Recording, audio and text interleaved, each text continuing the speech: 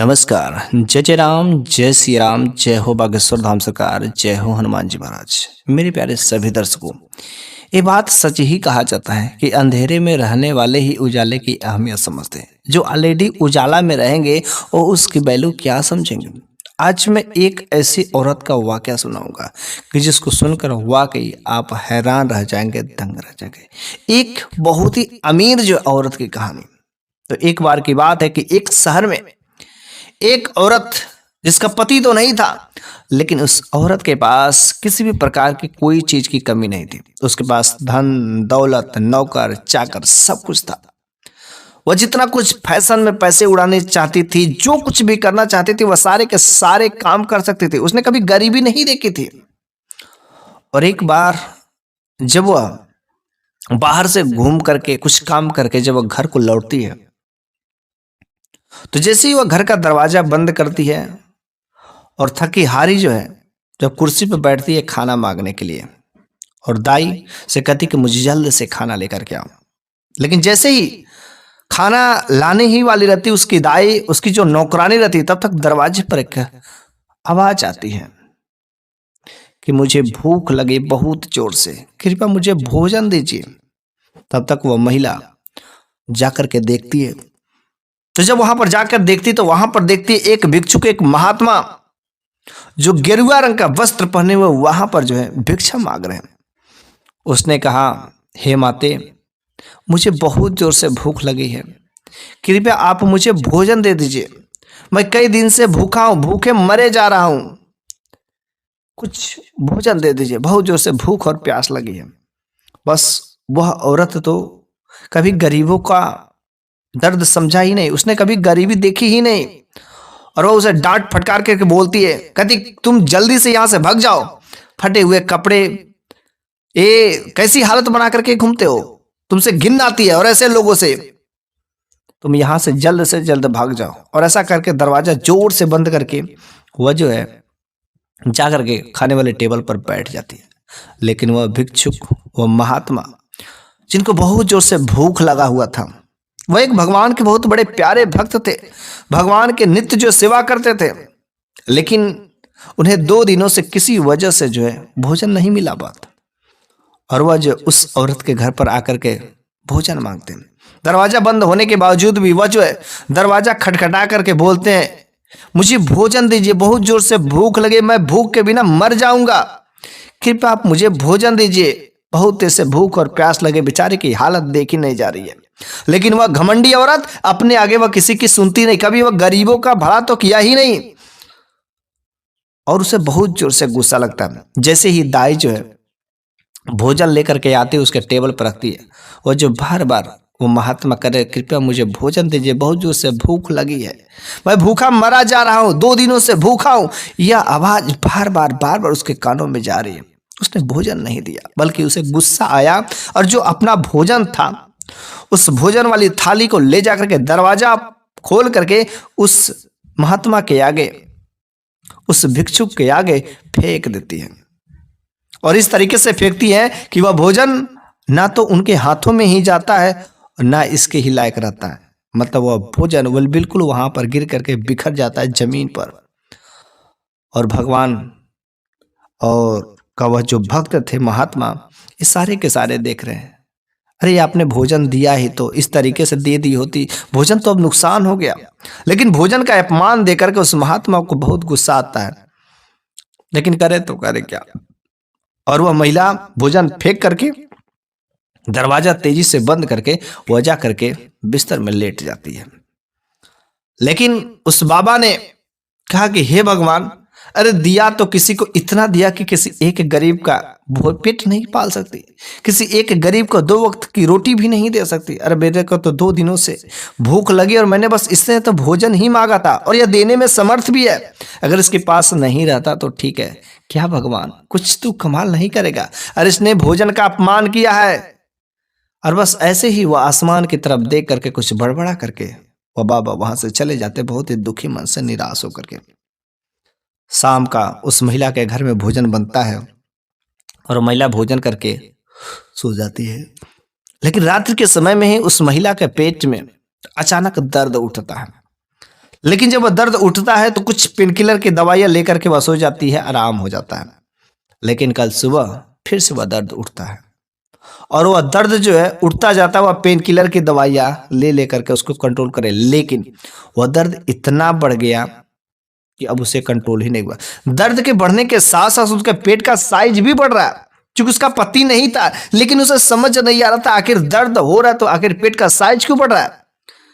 उसको हॉस्पिटल में एडमिट किया गया। जब डॉक्टरों ने उसके पेट का अल्ट्रासाउंड किया तो बिल्कुल ही देखा तो वह अचंभित रह जाते हैं, ये ऐसा कैसे संभव हो सकता है, कितनी कम उम्र में ऐसा कैसे हो सकता है, इतनी कम समय में।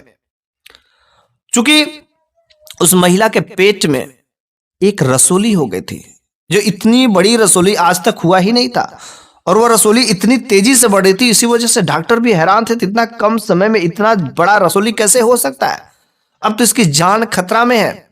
लेकिन डॉक्टरों ने ऑपरेशन करके उस रसोली को बाहर निकाल दिया, वह महिला स्वस्थ हो गई।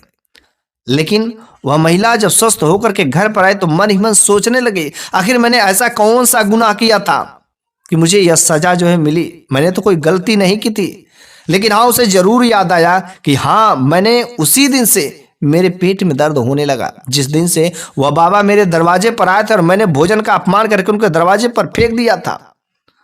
और इस तरीके से उसी दिन से उसको तो मन ही मन अफसोस हो रहा था कि लेकिन अब वह बाबा मिले तो मिले कहाँ, उनसे माफी कैसे मांगे। इस तरीके से भी हमारे समाज में लोग होते हैं जो कभी गरीबों का भला नहीं करना चाहते। अरे भगवान ने अगर तुम्हें धन दिया है, दौलत दिया है, तो कम से कम किसी भूखे को भोजन करा सकते हो, किसी प्यासे को पानी पिला सकते हो। अगर भगवान ने तुम्हें उस लायक बनाया है तो जरूर मदद करनी चाहिए। ठीक इसी प्रकार की बात है कि एक जो है नगर के कुछ दूरी पर जो है एक जो है महिला रहती थी। वह महिला ठीक ठाक थी, धन दौलत उसके पास ठीक था, उसका पति था और दोनों लोग जो है वहां पर रहते थे। लेकिन वह महिला जो है बहुत ही दयावान थी। उसके रास्ते से, उसके दरवाजे के रास्ते से होकर के एक जो रास्ता भी गुजरता था जिस पर जो गाड़ियां चलती थी, यातायात के साधन चलते थे, लेकिन वहां पर कोई बस स्टॉपेज नहीं थे। और कुछ समय बाद जो है वह रास्ता बहुत ही चर्चित हो गया, उस रास्ते से ज्यादा लोग आवागमन करना शुरू हो गए। दिन के समय तो लोग जाते थे, लेकिन रात्रि के समय में लोग जो वहीं पर यत्र तत्र टिक जाते थे। लेकिन वहां पर जो एक बस स्टॉपेज भी बन जाता उसके घर से कुछ दूरी पर। अब तो लोग वहां पर बैठते, जिन लोगों को रास्ता, जिन लोगों के साधन नहीं मिलते थे तो वहीं पर वे बेचारे रात्रि गुजारते थे। लेकिन सबसे दिक्कत ये हो जाती थी कि एक बार की बात है कि वहां पर जो है वह महिला रात्रि के समय में वहां से अपने पति के साथ में आ रही थी। तो उसने जो एक महिला के साथ में अत्याचार होते हुए देख लिया कि कुछ महिलाएं भी हैं, कुछ वहां पर जेंट्स भी हैं, लेकिन कुछ जेंट्स जो है बहुत ही नीच प्रवृत्ति के थे और उन महिलाओं पर अत्याचार करते थे, उन महिलाओं के साथ छेड़खानी करते थे। इस जो महिला के मन में विचार आता है कि क्यों ना वहां पर जो है एक मेहमान माजी वाला घर बना देते हैं और वहां पर उन लोगों का रहने खाने का व्यवस्था कर देते हैं, और वहां पर एक आदमी रख देंगे। जो भी लोग वहां पर उस स्टॉपेज पर रुकेंगे, अगर उन्हें साधन नहीं मिलेगा तो रात्रि भर जो आराम से रह सकते हैं और फिर सुबह होने पर अपना रास्ता के लिए निकल सकते हैं। उसका पति भी ठीक ठाक था। उसने अपने पति से राय लिया कि क्या यह सही बात है, क्या यह सही रहेगा कि जो भी लोग मेहमान हैं, औरतों के साथ जो छेड़खानियां हो रही उन लोगों के साथ ऐसा बिल्कुल ही नहीं होगा, क्योंकि वहां पर एक आदमी भी रख दिया जाएगा, जेंट्स के लिए अलग और लेडीज के लिए अलग जो रूम बना दिए जाएंगे। और इस तरीके से वहां पर जो है वो महिला एक जो अच्छा खासा मेहमानबाजी वाला घर बनवा देती है। अब तो वहाँ पर लोग आते हैं और जिन लोगों को रात हो जाता है वहाँ पर रुकते हैं, और वहाँ पर भोजन की भी सुविधा रहती थी। तो भोजन करने के बाद आराम से सो करके सुबह जो अपने रास्ता के लिए नित्य सुबह जो अपने कार्य के लिए चल पड़ते थे। इस तरीके से कुछ दिन वहाँ पर सब कुछ ठीक चलता ही रहता था और उसका पति भी उसमें भरपूर सहयोग देता था। लेकिन उसका पति जो है एक दिन अपने घर से बाहर जाता, किसी काम के लिए दूर चला जाता है। उनके साथ में कुछ दोस्त भी रहते हैं। उनके दोस्तों ने कहा, यार तुम जो ये काम करते हो, तुम्हारी पत्नी के कहने पर ये जो मेहमानबाजी वाला काम करते हो, एक दिन तो तुम्हारी पत्नी के कहने पर ऐसे ही काम करते रहोगे, तुम तो लुट जाओगे, तुम गरीब हो जाओगे, कंगाल हो जाओगे। तुमको पता ही नहीं कि रोज लोग जो है बिना मतलब का आते हैं, कुछ करते नहीं और खा करके चले जाते हैं, तुम्हारा तो धन वैसे ही खत्म हो जाएगा। उसने जो मन ही मन सोच लिया, वास्तव में बात तो सत्य ही कर रहा है। चलो इसको हम बंद कर देते हैं, क्योंकि एक दिन ये धन खत्म हो जाएगा तो हम फिर कंगाल हो जाएंगे।